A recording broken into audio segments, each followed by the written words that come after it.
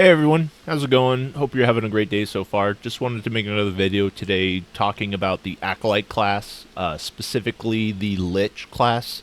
I wanted to make a different kind of a build that would appeal to maybe a late game player, someone looking to do a lot of poison damage specifically.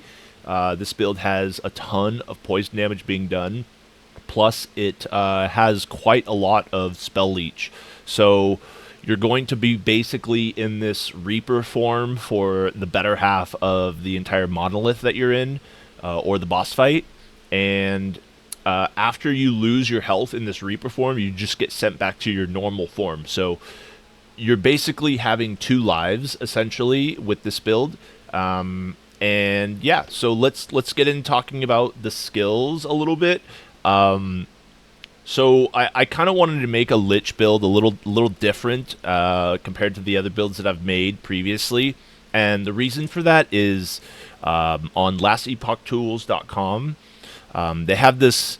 You go into builds up at the top here, and they have a list of these classes for all the builds that have been created, and it scours basically the internet and YouTube for different build guides and things like that. So I noticed that Lich was a little bit at the bottom here, so I wanted to try to bring those numbers up a little bit more, give a little bit of love to the Lich class. So this is my build guide, I guess, for the Lich class. Now, just one thing to keep in mind here, that 1% of damage dealt is leached as health. So a lot of the damage you will be doing will be receiving back to you as health, and you will need it because the entire build revolves around this mastery skill that you get, which is Reaper form. Now, Reaper form, like I mentioned earlier, was is essentially you get two lives. Your health does not regen, but you can recover health by any other means other than health regen. The nice thing about this is that this build is entirely based around damage over time, and it's based entirely around poison damage, so you only really need to worry about two specific affixes to look out for, and it's going to be intelligence, necrotic damage, or poison damage. You don't need to choose both. You can choose one or the other. The reason for that is because poison damage, there is no real essential source of necrotic damage over time, and a lot of the spells that we have will have a conversion rate of for necrotic into poison. So I noticed that a lot of the builds were based around, having wandering spirits or having hungering souls, and I didn't want to do anything like that. I wanted to sort of make a powerhouse kind of righteous fire-esque kind of build, and this has been a lot of fun so far making this build. So initially, when I first made the build, I thought it was going to be pretty difficult to create something that was going to be at least worthy. Leveling up with the Lich didn't really feel very good. It felt like I was constantly struggling to keep my health up. Once you get Death Seal, though, things really start to open up and start to change. The reason for this is because you get this spell, this node Deadlock, which essentially makes it so that you have low life all the time. And one of your bonuses that you get for being a Lich is your spells and melee attacks do increased damage equal to your missing health. So this roughly equates to about a 200% extra damage bonus when you use that spell. When you use Death Seal and you use Deadlock. So once I started getting Death Seal, things really started to feel a lot better. The reason why is because my health was so low, and the reason why my health was low was because of this, and I'm doing tons more damage, and the damage that I'm doing is being leached by 1%, plus a lot more. So, going into the spells that I wanted to choose the most, I really enjoyed having Spirit Plague. Initially, it was I played it sort of terribly. I only did single target until I got this spell, Contagion. Contagion, what it does is instead of casting it just on one individual target, it casts it in an entire circle. And the best thing about this curse is that when the target dies, it spreads to another target. So if you cast it in this big wide circle full of enemies, and then those enemies die, they spread it to more enemies outside of there, and it just spreads like a plague. And that was the kind of mindset that I wanted to build off of going into it. The next thing that you're going to be looking for is Aura of Decay. This is sort of the Righteous Fire sort of feeling of playing this build. It's an aura. It does damage to you, but it does insane amounts of damage to the enemy. Reason for this is you have Aura of Decay is Poison Bolt right here, and then Fume Weaver. Fume Weaver reduces their resistance by every point of intellect that you have, plus it reduces your resistance. So you need to stack a lot more poison resist when you're trying to use this and not die from the Aura of Decay. Now this is Reaper form. This is the mastery spell. Some ones to note are Vile Shroud. This one is very, very potent. Gives you every point of intelligence, gives you necrotic resistance and poison resistance. That's not counting the vitality that you normally get from that as well. And it's very, very smart to have something that increases your damage by 280% when you're at low life. Specifically, these 4 talents, I think, are a very big bonus. Some people would consider putting in Pestilence, Venomous Coating, or Herald of Rot, but having more poison stacks does nothing if the damage isn't that good. You're not going to be feeling like it's going to be doing a lot of damage. The last spell that I wanted to kind of choose for this, it was a very hard decision. I went through a lot of different decisions. I tried Volatile Zombie, doing Vomit. I tried Hungering Souls. I tried Infernal Shade. I tried a lot of different things. But ultimately, I think Rip Blood has the best sort of synergy with this. The reason being is you get mana back when you Rip Blood.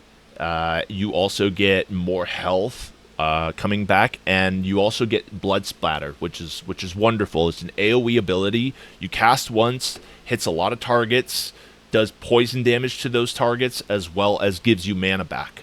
And the mana really helps because of the Spirit Plague Contagion. The mana cost is increased to 20. I got it to 22. You could get it lower, but that's all that I've gotten on it in it so far. So going through, there were only 2 real essential kind of uniques that I needed for this build to work out. First one being the Plague Bearer Staff. This one is just insane when it comes to this build. Every single stat on this staff helps you out in what you're doing with this build. So this is a must. If you get it with an LP, that would be even better. I would just add more poison chance, possibly poison penetration would be a really good one to go with. But as you can see, this staff has carried me since I've been level 40. I'm 83, and it just continues to shine much further after that. The last one being Muramana's Hit, or Hilt, excuse me. The implicit, you don't need to worry too much about. It's more about the curse damage and the curse cast speed is what you're kind of getting at here. 125 increased curse damage is going to drastically increase your Spirit Plague damage that you're doing, and that's going to be the majority of the damage that you're doing going out. A lot of it is going to be passively being done by Aura of Decay, but the majority of the large hits that you will be seeing will be from Spirit Plague. Now, you can go and get, Woven Flesh is very good because you're going to be leeching a ton. You know, different things like Salt the Wound is a great one to go with if you don't have enough physical resistance or poison resistance, or you need more kind of poison penetration. And then anything really that kind of just increases your poison damage is what you're going to be going for. So it's basically the affixes you're going for are intelligence, right? I've got 52 intelligence. I've got 0 of every other stat minus vitality, because vitality gets both poison and necrotic resistance. You know, I've got my let me show you my stats down here. I got 485 damage over time, just normal.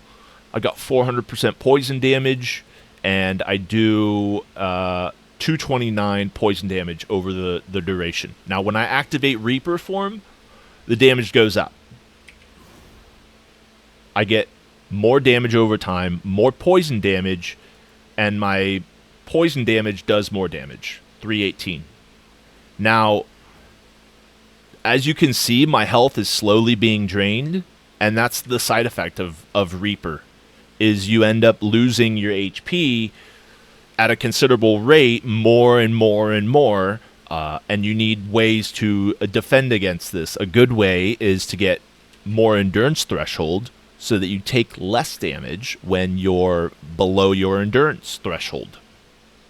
Now, one thing to also pay attention to is when I activate Death Seal, my damage is going to go up considerably.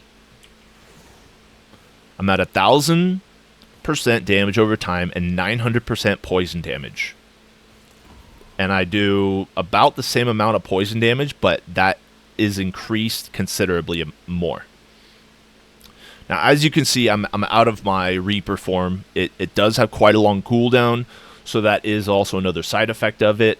I feel like if the cooldown was a little bit shorter, the build would feel a lot more smoother. But it does feel smooth already. So let me show you just a little bit about how the build kind of plays out. This is empowered, FYI. And I'll just show you basically the first part about how it is structured and how I kind of get this build going at the start, right? So first and foremost, what you want to be sure of is that you got to be aware if you have any potions or if your health is super low. Because if you activate Aura Decay and you have extremely low HP, you're just going to die. And then your bonuses will be ruined for the monolith. So just pay attention to what you're doing. Make sure that you don't have low HP when you activate it. And then you just start going. So first we're going to start with Spirit Plague first. Spirit Plague, and then I usually jump into Reaper form, activate Death Seal and Aura of Decay, and then Rip Blood as necessary. And I'll just interchange between Spirit Plague, Rip Blood, and you can also use Reaper form to travel.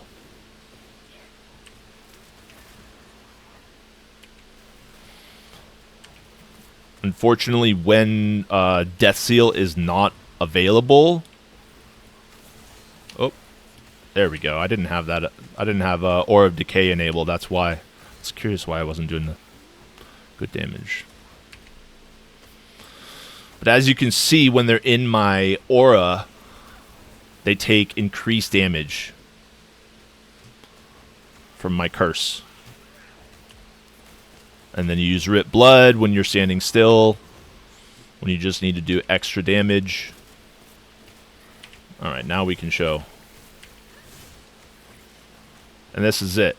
You just run through, you pay attention to your health. Your mana isn't that much of a concern, unless you're spamming your curse. But you essentially just activate Death Seal when there's a lot of mobs, or you have a mob that you need to kill quickly. And then paying attention to your health, right? That's a very big one. And the reason you want to pay attention is because if you fall out of Reaper form, you have to wait 20 seconds before you can go back in. And if you're Death Sealed, Without Reaper form, your chances of dying go considerably higher.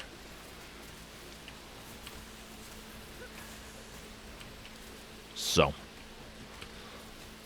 and yeah, you know, there are other builds out there at the moment, you know, that do incredible damage, and kudos for them. This was sort of just a pet project to sort of see if I could do it, and I've done it, and it's a fun class. I really enjoyed this build style. I just wish that, you know, maybe Lich had another ability that was more poison oriented, maybe like a bolt to shoot or something, or a specific minion to sort of play around with that. So yeah, let me know if you guys enjoyed the video, if you want something more. I'm going to be pretty much going off of you know, these build cycles and just kind of seeing what builds need love, and I'm just going to make builds for those. So let me know what you guys think. Thanks for watching, and we'll see you next time.